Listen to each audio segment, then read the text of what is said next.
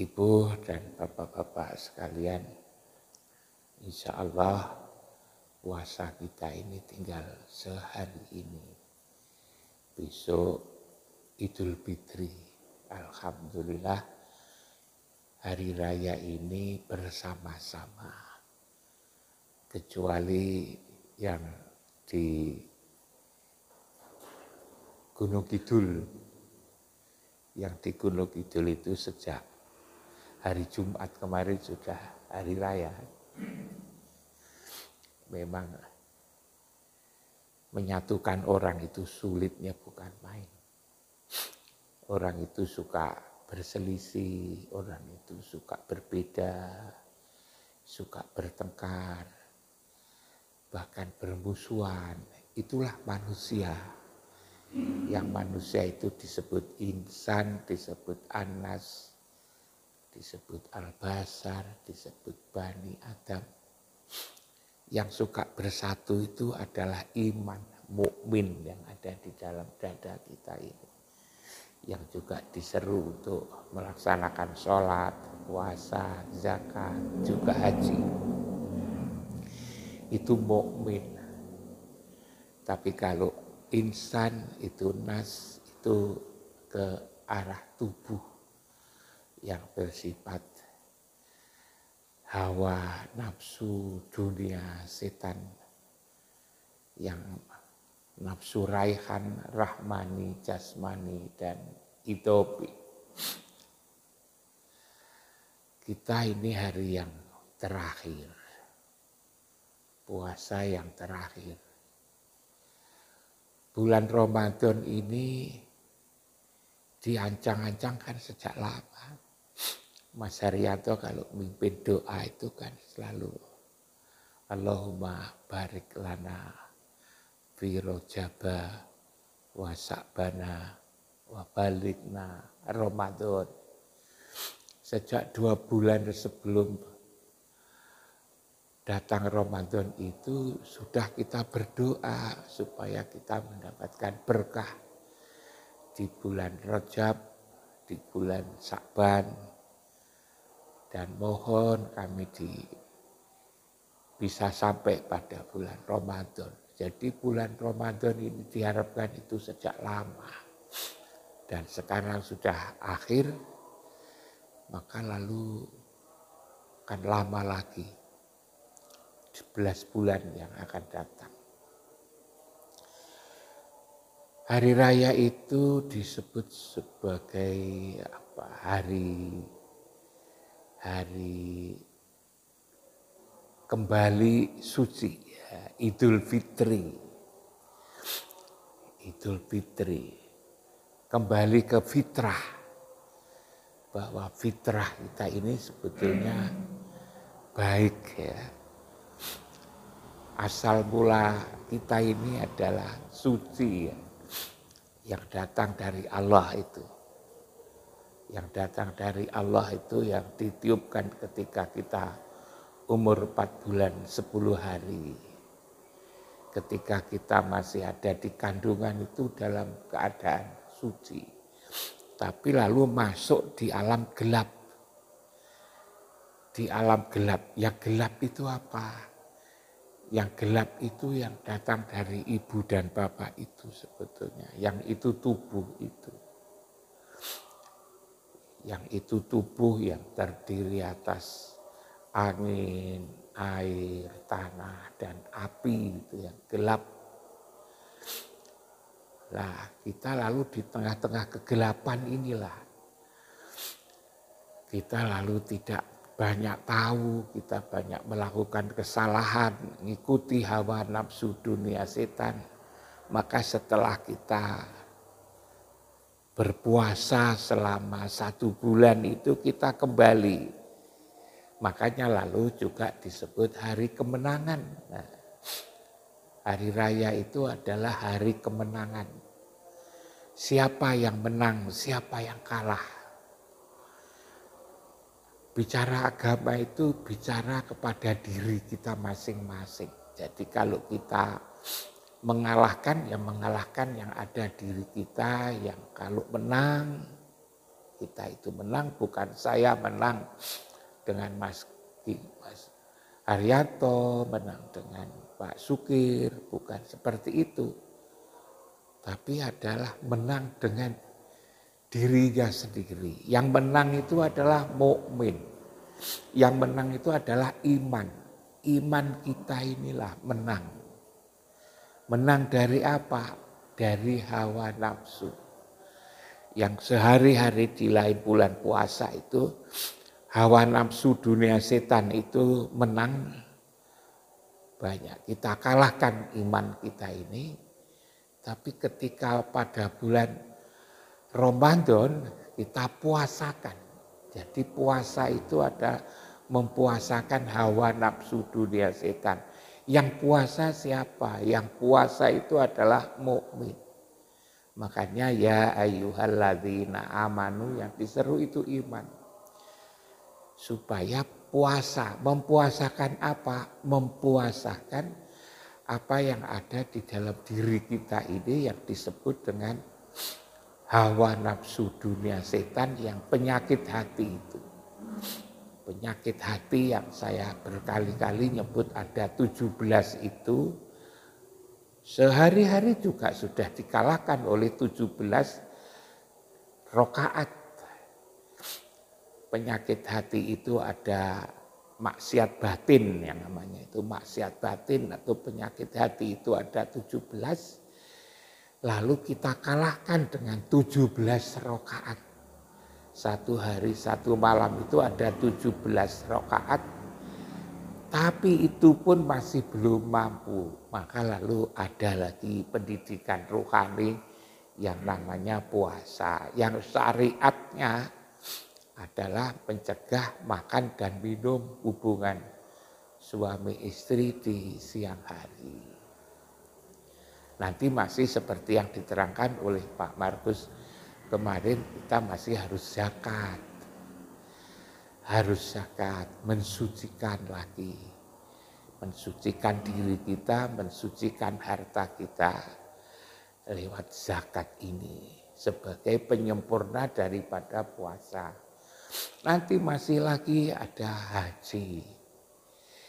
Lalu sering mungkin kita bertanya-tanya ya, kenapa kita harus menang seperti ini? Kenapa iman kita ini harus menang? Mukmin kita ini harus menang atas kekafiran yang ada pada diri kita sendiri. Untuk apa itu? Sebetulnya ujung daripada kehidupan ini agar kita bisa kembali sebetulnya. Orang sukses itu bukan sukses di dunia ini. Di dunia ini kan wisata sebetulnya. Hanya banyak orang tenggelam di dunia wisata. Terlena, terlupakan pada kehidupan sehari-hari. Sibuk dengan urusan-urusan dunia. Kita kejar dunia ini. Ada yang ngejar dari sisi politik, kekuasaan. Dikiranya dengan kuasa itu lalu dianggap sukses.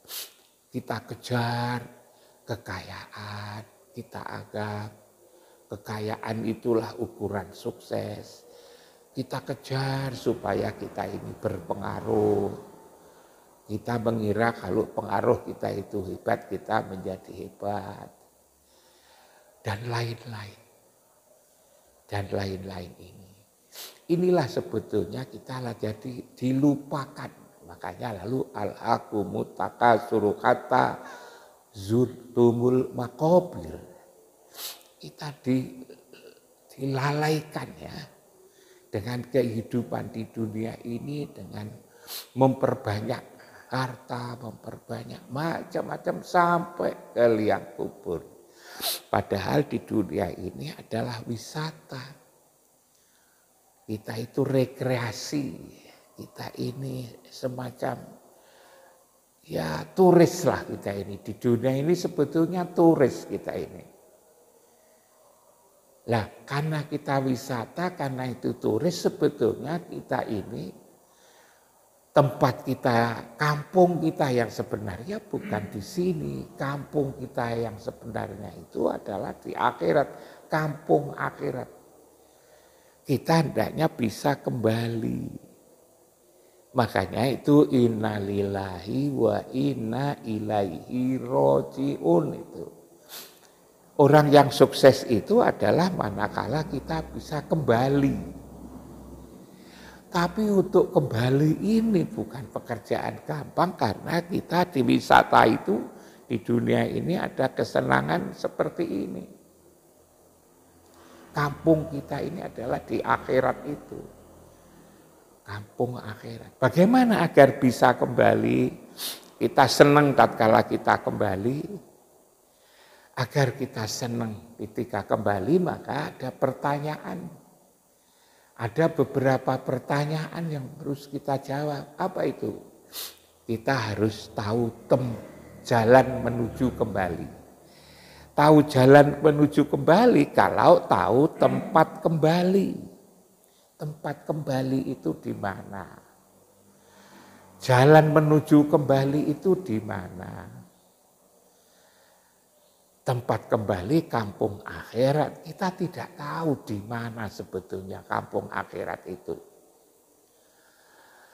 Tapi Gusti Allah itu, Tuhan itu memberikan simbol. Memberikan semacam tanda. Di mana itu? Ada tempat yang dinamai Baitullah itu. Ada tempat yang dinamai Baitullah. Ada namanya Ares, ada Baitul Ma'mur, ada Baitur Rahim, ada Baitur Rahman, ada Baitul Atik ya. Ada Baitullah. Namanya banyak seperti ini. Tempatnya hanya satu. Di tempat itulah sebetulnya awal mula. Awal mula itu adalah di situ kita itu. Makanya kita sehari-hari harus menghadap ke tempat itu. Lewat apa? Lewat sholat. Lewat sholat itu orang penduduk di seluruh dunia ini harus menghadap ke tempat itu. Tempat itu adalah tempat kembali. Bahkan ketika kita sholat itu sebetulnya adalah kita kembali. Kembali kita ketemu Tuhan. Makanya lalu sholat khusyuk itu adalah, sholat kan harus khusyuk. Sholat khusyuk itu adalah alladzina yadunnuna annahum mulaku rabbihim. Sholat yang kita bisa yakin ketemu Tuhan. Ternyata ada tempat pertemuan. Wattahidu mimma qomi Ibrahima musola. Hendaknya engkau ambil makom Ibrahim itu sebagai tempat sholat. Tempat sholat itulah sebetulnya kita kembali ke tempat itu. Karena itu doa. Ketika kita tawaf, ketika tawaf di satu tempat yang terakhir itu, Rabbana atina fid dunya hasanah wa bil akhirati hasanah wa qina adzabannar. Di tempat itu, yang doanya semua orang sama seperti itu. Itulah sebetulnya tempat terakhir. Pak Adim ketika doa dulu terakhir ya di situ itu Pak Adim. Doanya ketika kita tawaf itu terakhir kan itu Robbana atina fid dunya hasanah wa fil akhirati hasanah wa qina adzabannar. Itu di sifat itu sebetulnya. Itu. Nah, kita tahu jalan pulang. Jalan pulang itu adalah arahnya ke Baitullah itu. Kita tempat pulang adalah di sini. Hanya apakah tidak semua orang sudah tahu?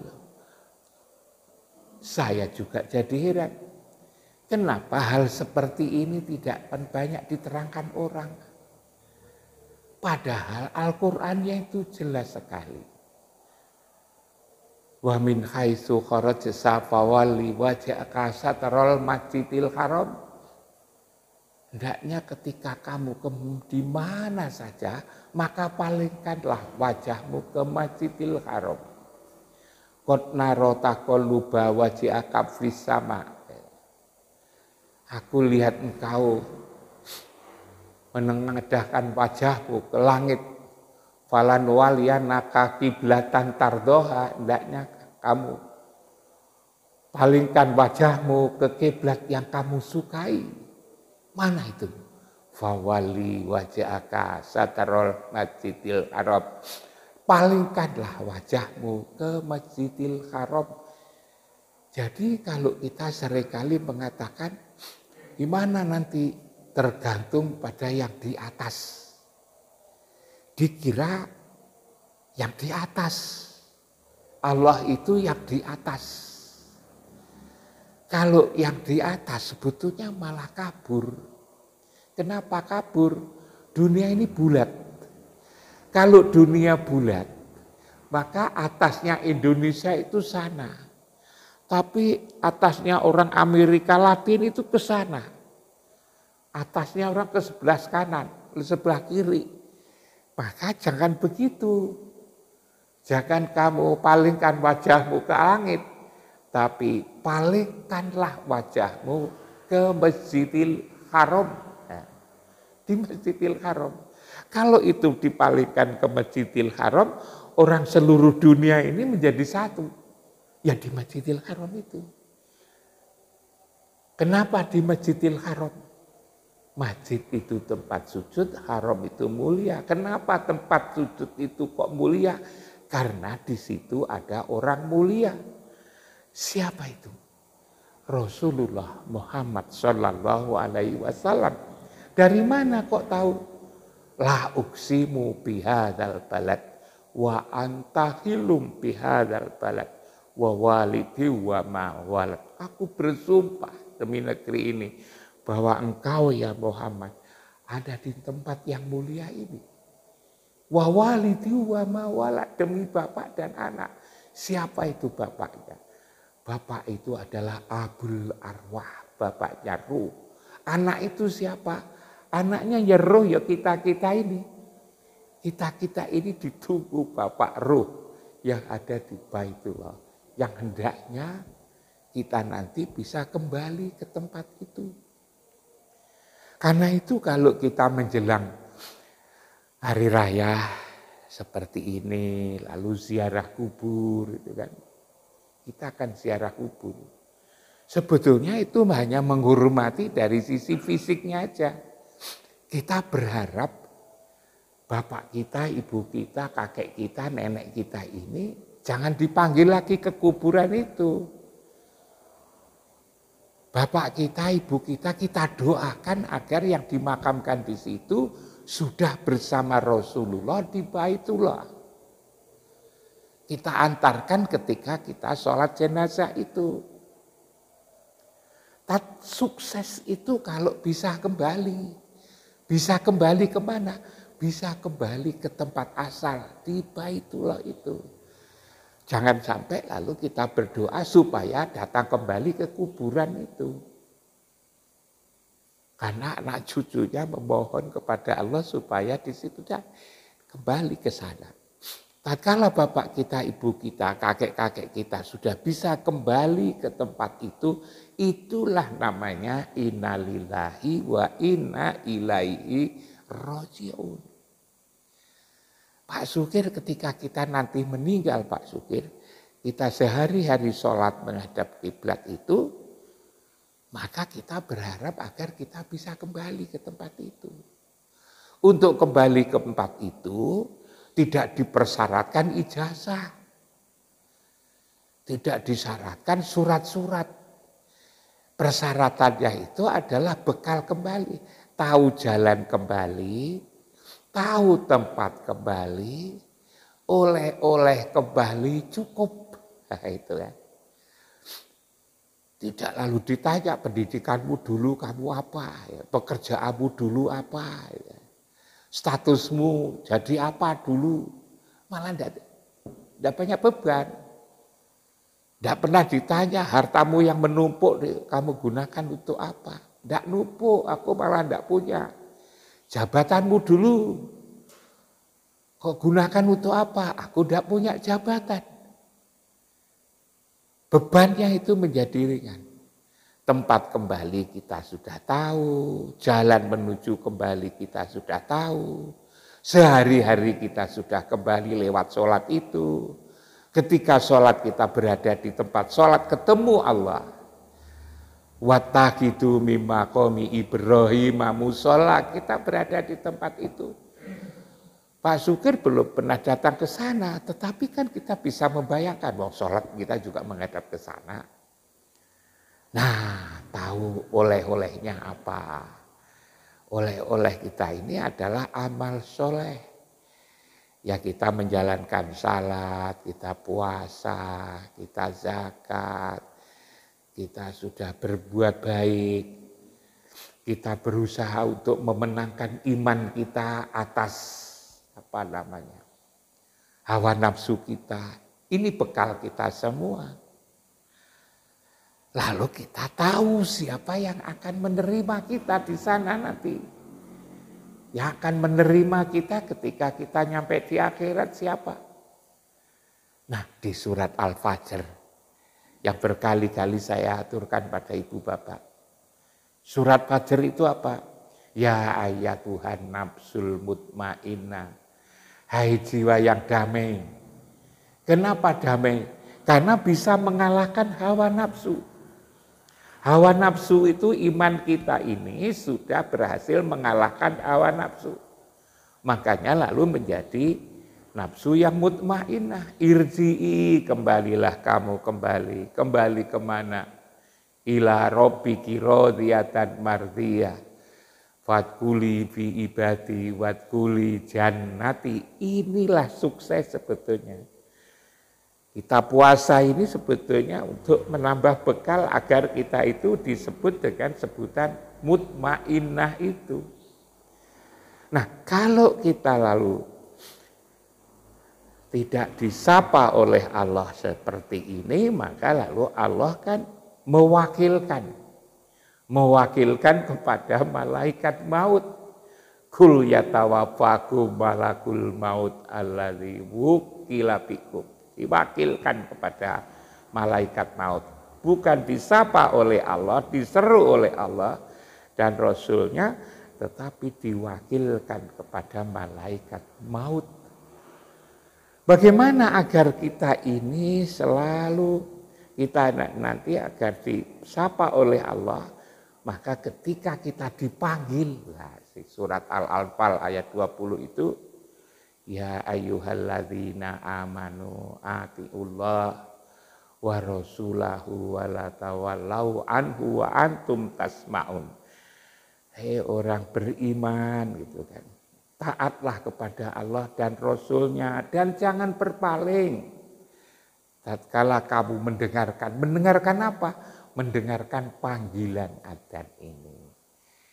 Ketika ibu bapak selalu dipanggil, ketika dipanggil oleh muadzin, maka lalu ibu bapak nanti akan juga dipanggil. Betapa indahnya kalau seperti gambaran ini, betapa indahnya sebetulnya kalau ini bisa sukses. Inilah sebetulnya orang-orang sukses. Kita berasal dari kampung ini, Baitullah, kita wisata ke dunia, maka lalu kita berhasil bisa kembali. Tingkat keberhasilan orang sukses itu bukan karena kekayaannya, bukan karena pendidikannya, bukan karena kehebatannya, bukan karena apa. Bukan itu semua sebetulnya. Bukan itu semua. Atau kalau itu semua pun masih harus dinilai apakah itu ikhlas atau tidak. Katakanlah ketika kita membangun masjid, ketika membangun kampus, kita membangun macam-macam itu, apakah yang berniat itu iman atau yang berniat itu kafir, kekafiran kita. Berniat iman kalau itu sidik, amanah, tabligh, asfatona, kita ikhlas. Tapi kalau yang berniat itu kekafiran kita, aku bangun masjid karena saya agar dikenal orang, agar saya punya pengaruh, agar saya memenangkan dengan masjid ini, agar saya organisasi ini bisa hebat. Kalau itu maka sebetulnya tidak akan dilihat oleh Allah. Kalau masjid ya saya kadang juga mikir, kalau masjid selama saya hidup ini banyak saya bangun. Tapi saya itu apa dulu itu? Jangan-jangan itu karena saya memenuhi perintah kekafiran saya. Bisa jadi seperti itu lalu tidak dilihat oleh Allah. Mungkin kalau di gunggung susun tidak kurang dari 30-40 ya. Yang saya usahakan untuk, ya tentu bukan uang saya, tapi saya menjadi perantara itu. Tapi apakah ini saya sendiri ragu gitu. Dan juga yang lain-lain. Sebab setelah saya ngerti bahwa yang berniat itu adalah mukmin yang ada di dalam dada kita. Tapi bisa jadi yang berniat itu adalah kekafiran saya. Maka lalu tidak akan mendapatkan apa-apa. Sedikit, misalnya sedikit, hanya sekedar menata karpet setiap hari Jumat. Ya, Pak Sukir sama kawan-kawan menata, Mas Haryanto ngurus karpet. Tapi itu yang berniat itu mukmin, disitulah Mas Haryanto sebetulnya. Saya pernah membuat masjid di mana-mana, tapi karena yang niat itu adalah kekafiran saya, agar saya punya pengaruh, agar saya menang, agar saya tidak kalah dengan lain, itu semua tidak dilihat. Yang dilihat itu yang niatnya itu adalah mukmin ini. Nah, kalau kita lalu bisa sampai di tempat kembali, disapa oleh Allah dengan sapaan yang indah. Kenapa kita disapa? Karena ketika kita dipanggil datang, disitulah sebetulnya hari kita sukses dalam hidup, kita selamat. Hanya memang seperti yang dikatakan Pak Markus, itu sulit banget. Yang berhasil itu sedikit. Tapi mudah-mudahan yang sedikit itu juga kita masuk yang sedikit itu. Kok tahu kalau sedikit? Qalilan ma tashkurun. Sedikit orang yang bisa bersyukur sedikit. Summa sawahu wa nafakha fi mirru wa ja'ala lakumus sam'a wal absara wal afida qalilan ma tashkurun. Sedikit yang bisa bersyukur itu. Mudah-mudahan kita termasuk yang sedikit itu. Sehingga lalu betul-betul bulan puasa ini mengantarkan kita menuju pada kesucian, kepada kedamaian. Moga-moga yang kita laksanakan selama 29 hari. Kita ke masjid, pagi-pagi kita harus duduk, kita bermusyawarah seperti ini. Niat kita adalah, yang berniat itu adalah mukmin yang ada di dalam dada ini. Moga-moga kita bisa meraih kemenangan. Kita bisa berbahagia, selamat dan berbahagia, damai.